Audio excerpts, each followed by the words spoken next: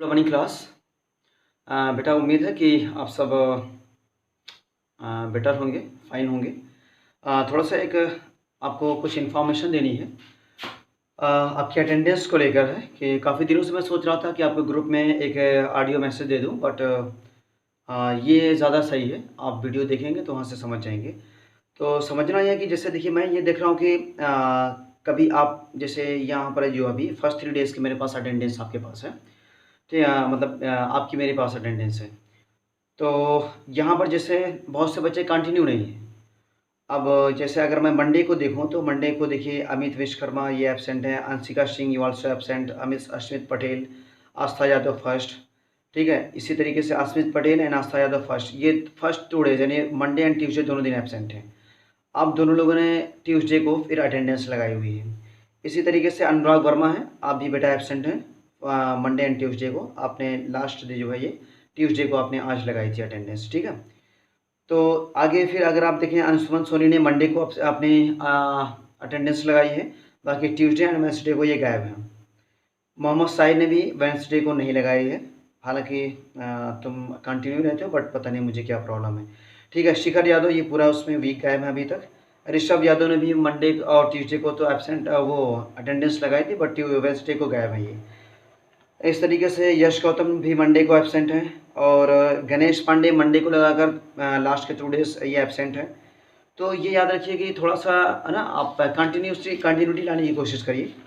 और इसी तरीके से मयंक पांडे, आई थिंक ये कोई एक नया बच्चा है, और इन्होंने मंडे और वेंसडे को तो लगाया, बट बीच में ट्यूसडे को ये गायब हो गए हैं। और देखिए ऋषभ तिवारी हैं, अविनाश कुमार यादव हैं, शुभम सोनकर, ये सभी, या फिर श्लोक यादव हैं। तो इनको तो बात ही नहीं है, इनको ये जब इनका दिल चाहेगा तब आ जाएंगे, तो इस वजह से इनके बारे में बहुत ज़्यादा बात नहीं करनी है। बट आई थिंक जितने लोग हो वो एक जो मैंने देखिए, अगर आप देखेंगे तो उसमें क्या होता है कि मैं 10:40 के आसपास तक आपको टाइम देता हूँ, ठीक है। ऑफिशियली 10:30 तक टाइम है, बट 10:40 तक मैं आपको टाइम देता हूँ कि आप वहाँ पर गुड मॉर्निंग बोल दीजिए। तो अगर आप 10:40 तक बाय द वे आप नहीं बोल पाते हैं, तो आप मुझे एनी टाइम जो है उस डेट के अंदर आप पर्सनली मुझे मैसेज कर दीजिए, मैं आपको वहाँ पर ठीक कर दूँगा। ये सारी अटेंडेंस डे बाय डे यहाँ से वो करके मुझे सेंड करनी पड़ती है, वहाँ पर जो आपका रजिस्टर्ड है वहाँ पर मेंटेन होती है।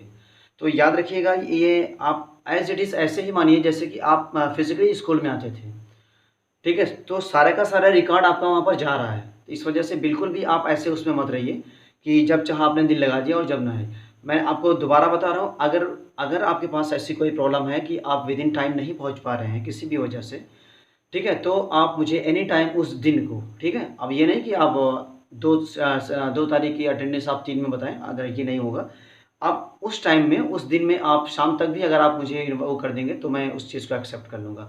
आप मुझे पर्सनली आप मैसेज कर दीजिए कि सर मैं इस वजह से मैं अटेंडेंस नहीं लगा पाया, दैट्स व्हाई, तो मैं उसको एक्सेप्ट कर लूँगा और मैं यहाँ पर ठीक कर दूँगा, ठीक है। सिर्फ़ एक वर्ड गुड मॉर्निंग कहने से आपकी अटेंडेंस लग जा रही है, इससे बेटर और क्या चाहिए, ठीक है। हाँ तो चलिए ठीक है, आज का टॉपिक शुरू करते हैं, अदरवाइज़ लेट हो जाएगा। तो देखिए, हम टॉपिक जो पढ़ रहे हैं यहाँ पर आपको पता है कि आर्किमिडीज प्रिंसिपल के ऊपर बेस्ड है ये चीज़, टॉपिक्स आपको जो पढ़ रहे हैं। तो आज का टॉपिक है कि व्हाई द शिप्स फ्लोट्स। अब देखिए, शिप्स तैरते क्यों हैं? ऐसे तो बहुत सिंपल सा, बट इससे पहले जो मैंने आपको बोर्ड बताया था, तो बोर्ड्स में जो मैंने आपको बताया था उसके ऊपर कोई कॉन्सेप्ट था, और बोर्ड जो है वो कहीं ना कहीं आपकी किससे बनी होती थी? ऊड से बनी होती थी। और ऊड की जो डेंसिटी होती है, ओवरऑल डेंसिटी, वो कहीं ना कहीं वाटर से डेंसिटी किससे कम होती थी। डेट्स वाई ऊड जो होती है, जो आपकी वो होती थी बोट्स, वो फ्लोट्स करती थी वाटर में।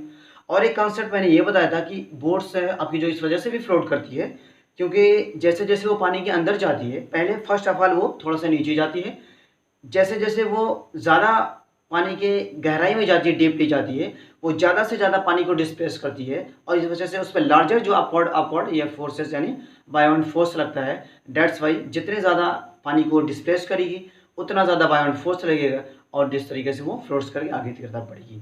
तो एक कॉन्सेप्ट तो आप शिप्स में ये भी लेना सकते हैं कि जो मैंने बोट वाला कॉन्सेप्ट बताया था ना, जो कि यहाँ पे लिखा है a ship made of iron and steel floats in the water because. अब बिकॉज में पहला रीजन ये है बोट वाला, दूसरा रीजन एवरेज डेंसिटी।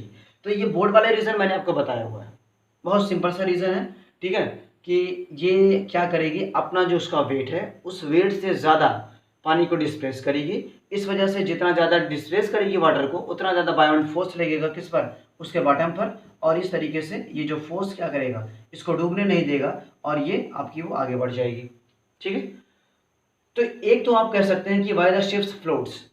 ठीक है, शिप्स क्यों फ्लोट करता है, एक रीज़न आप ये दे सकते हैं।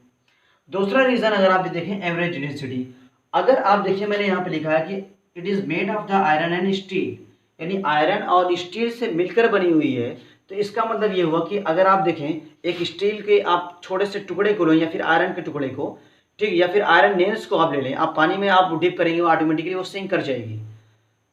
ठीक, किसी भी हाल में आयरन नेल्स या फिर कोई भी आयरन से बनी हुई ऑब्जेक्ट्स वो फ्लोट्स नहीं करेगी वाटर में, इवन कि वो ओशंस वाटर ही हो जिसका डेंसिटी ज़्यादा होती है in comparison to that the fresh water.